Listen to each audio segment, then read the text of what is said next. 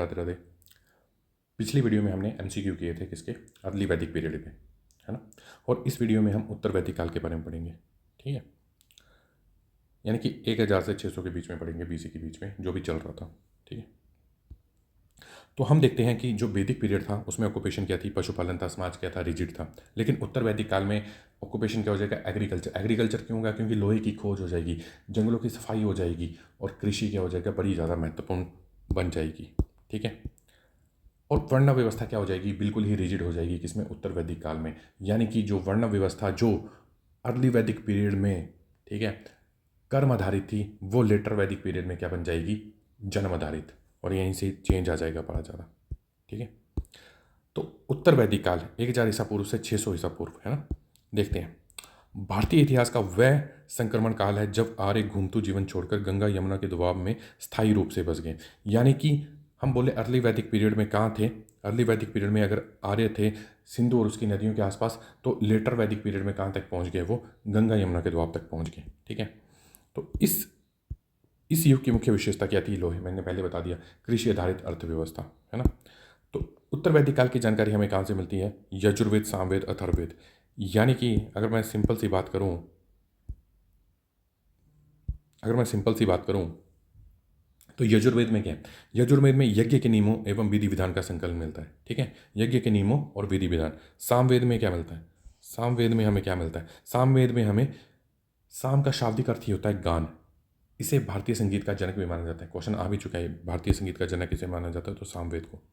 अथर्ववेद, अथर्ववेद ऋषि द्वारा रचित, इसमें कुल 731 मंत्र हैं। कितने, 731 क्या है, मंत्र हैं, तथा लगभग 6000 पग हैं।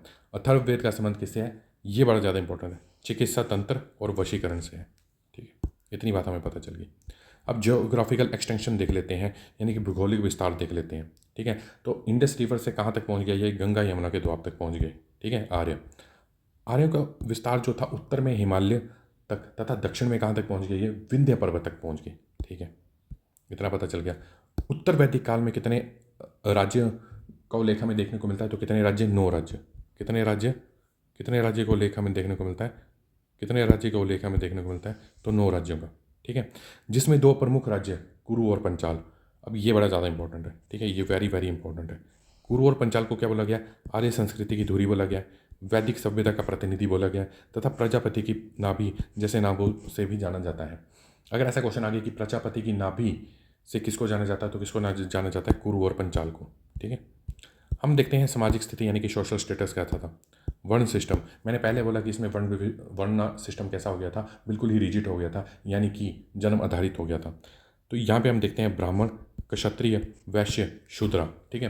तो ब्राह्मण क्या करते थे, एजुकेशन प्रोवाइड करते थे। क्षत्रिय क्या करते थे, स्टेट की प्रोटेक्शन करते थे। वैश्य क्या करते थे, प्रोडक्शन करते थे, उत्पादन करते थे। और शूद्रा क्या करते थे, अपनी सर्विस देते थे, किसको, ब्राह्मण, क्षत्रिय, वैश्य को, ठीक है। क्या करते थे, अपनी सर्विस देते थे, कौन, शूद्रा।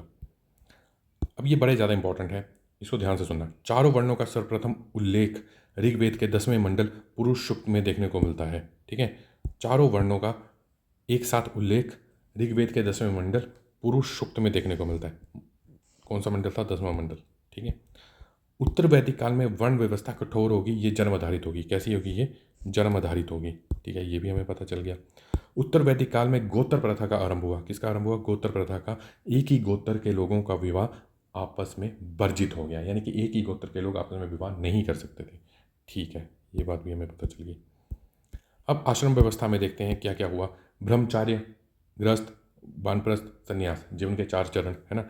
ब्रह्मचारी में क्या करता था इंसान, पहले शिक्षा प्राप्त करेगा, फिर गृहस्थ में क्या करेगा, गृहस्थ जीवन जिएगा, यानी कि धर्म काम करेगा, फिर वानप्रस्थ में वनों की ओर प्रस्थान करेगा, और संन्यास में क्या करेगा, मोक्ष की प्राप्ति करेगा, ठीक है, ये भी हमें पता चल गया।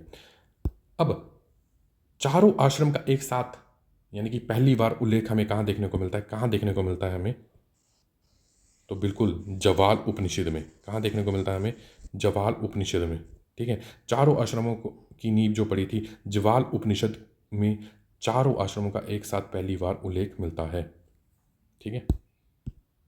अगला, स्टेटस ऑफ वुमन कैसा था, महिलाओं की स्थिति में गिरावट आई। हम देखते हैं कि अर्ली वैदिक पीरियड में महिलाएं क्या थी, स्थिति जो थी वो अच्छी थी, ठीक है। विदत में महिलाएं सबसे ज़्यादा पार्टिसिपेशन करती हैं, लेकिन यहाँ पे क्या है, महिलाओं की स्थिति में गिरावट आई। नो पार्टिसिपेशन इन सभा एंड समिति, बिल्कुल बंद हो गया।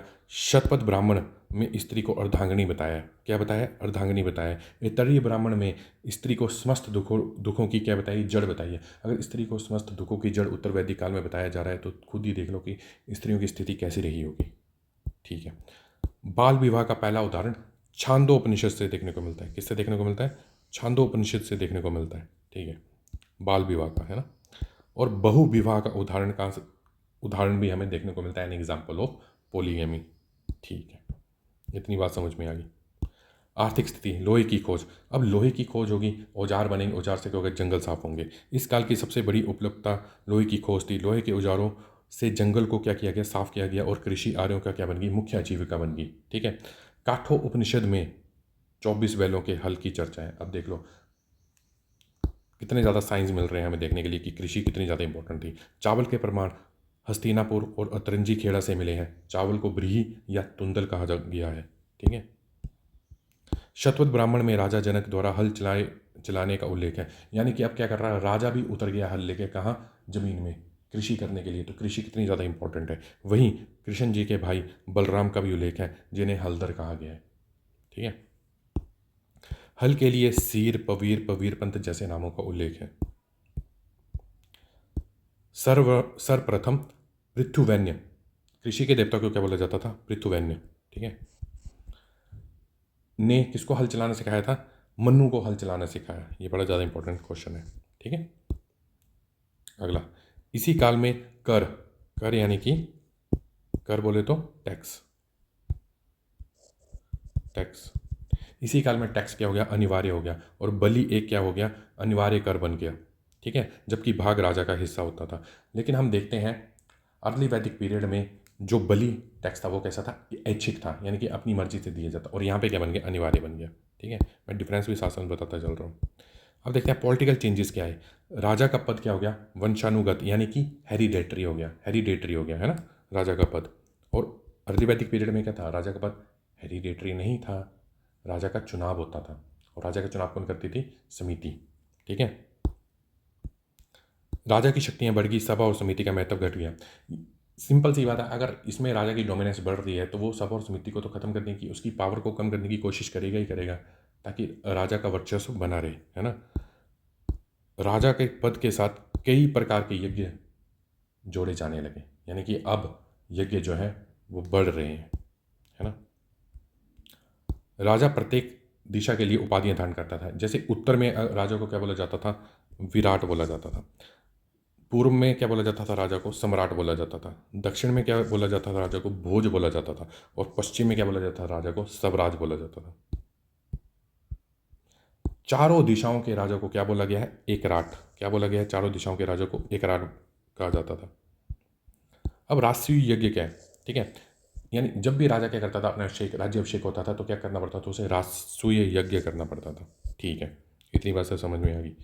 अश्वमेध यज्ञ, सार्वभौमिक सत्ता, यानी कि अश्वमेध यज्ञ में क्या होगा? ये मान लो राजा है, राजा ने क्या किया? घोड़ा छोड़ा, ये दूसरी स्टेट में गया, घोड़ा गया। ठीक है, यहाँ से ये तीसरी स्टेट में गया घोड़ा, यहाँ से चौथी स्टेट। यार मान लो कि इस स्टेट के राजा ने क्या किया? घोड़े को रोक लिया, तो इसको क्या करना पड़ेगा? जिस जिस राजा ने घोड़ा छोड़ा उसके साथ क्या करना पड़ेगा? युद्ध करना पड़ेगा। क्या करना पड़ेगा? युद्ध करना पड़ेगा। ठीक है। और अगर राजा सारी स्टेटों से घूम के आ गया राजा के पास, यानी कि सब ने क्या किया? राजा की जो डोमिनेंस है उसको एक्सेप्ट किया। ठीक है, ठीक है, आ गया समझ में। तो सार्वभौमिक सत्ता, अश्वमेध यज्ञ क्या है? सार्वभौमिक सत्ता, यूनिवर्सल पावर ऑफ किंग, यानी कि राजा के द्वारा घोड़ा छोड़ दिया जाएगा और वो सभी स्टेटों से घूम के अगर उस राज्य के राजा के पास आ जाता है, यानी कि बाकी सारे जो राज्य के राजा हैं उन्होंने क्या की? उस राजा की डोमिनेंस को एक्सेप्ट किया। ठीक है, सरल भाषा में। वाजपेयी यज्ञ, रथ दौड़। ठीक है, अब राजा के एंटरटेनमेंट के लिए भी तो कुछ होगा ही होगा, तो क्या करवाई जाती थी? रथ दौड़ करवाई जाती थी। उसको क्या बोलते थे? वाजपेयी यज्ञ। अब बीदत गण क्या हो गए? समाप्त हो गए। मैंने बोला था बीदत में क्या थी? सबसे ज़्यादा क्या थी? लेडीज़ की पार्टी, यानी कि वुमेन की पार्टिसिपेशन थी। ग्रामणी क्या है? वैश्यों का सर्वोच्च पद। सूत क्या है? सारथी। महिषी क्या बोलते थे? पटरानी। भागदूत क्या होता था? कर संग्रह करने वाला। ठीक है, ग्रामणी क्या? वैश्यों का सर्वोच्च पद है। सूत को क्या बोलते थे? सारथी बोलते थे। राजा का सहचर भी होता था ये। महिषी क्या होती थी? पटरानी को बोलते थे। और भागदूत क्या है? कर संग्रह करने वाला। ठीक है। अब धार्मिक मान्यताओं की ओर बढ़ते हैं। ऋग्वेद काल के प्रमुख देवता कौन थे? ऋग्वेद काल के प्रमुख देवता थे इंद्र, ये सबको पता है। लेकिन इस उत्तर वैदिक काल में क्या हुई, इंद्र की जो महत्व है वो कम होता चला गया। ठीक है। प्रजापति या ब्रह्मा, प्रजापति या ब्रह्मा महत्वपूर्ण देवता बन गए। सही बात है। दो अन्य देवता, दो अन्य देवता कौन है? रुद्र और विष्णु महत्वपूर्ण हो गए। ठीक है। ब्राह्मण, क्षत्रिय, वैश्य, शूद्र, तो शूद्र के देवताओं को क्या बोला जाता है? पूषण बोला जाता है। शूद्रों के देवता को क्या बोला जाता है? पूषण बोला जाता है। उत्तर वैदिक काल में सबसे महत्वपूर्ण परिवर्तन क्या है? लोहे का आविष्कार। ये तो अपने दिमाग में बिठाई लो कि लोहे का आविष्कार क्या है, सबसे इंपॉर्टेंट है। लोहे का प्राचीनतम प्रमाण हमें देखने को मिलता है अतरंजी खेड़ा से। ठीक है। तो ये हमारा क्या हुआ, ये हमारा उत्तर वैदिक काल भी क्या हो गया, समाप्त हो गया यहाँ पे। ठीक है। अब इसके बाद हम जंप करेंगे महाजनपद की ओर। ठीक है। जन से क्या बना? ठीक है, यह बता देता हूँ मैं इजली वे में। जन से क्या बना? जन से बने जनपद। ठीक है, जनपद। और जनपद से क्या बनेंगे? महाजनपद। अब महाजनपद में क्या होगा? लोहे का इस्तेमाल कृषि में होने लगेगा, और लोहे का इस्तेमाल अगर कृषि में होगा तो ये जो सारे राज्य हैं ये आपस में लड़ने लगेंगे। क्यों? क्योंकि अब सबको क्या चाहिए? ज़्यादा ज़मीन चाहिए, यानी कि ज़्यादा क्षेत्र चाहिए, ताकि वो क्या करें, ज़्यादा फसल पैदा कर सकें, है ना। तो आगे आगे देखना, बड़ी इंपॉर्टेंट स्टोरी हमारी क्या बढ़ती जाएगी, है ना। ठीक है, अगर वीडियो अच्छी लगी तो लाइक एंड सब्सक्राइब करना। बाय।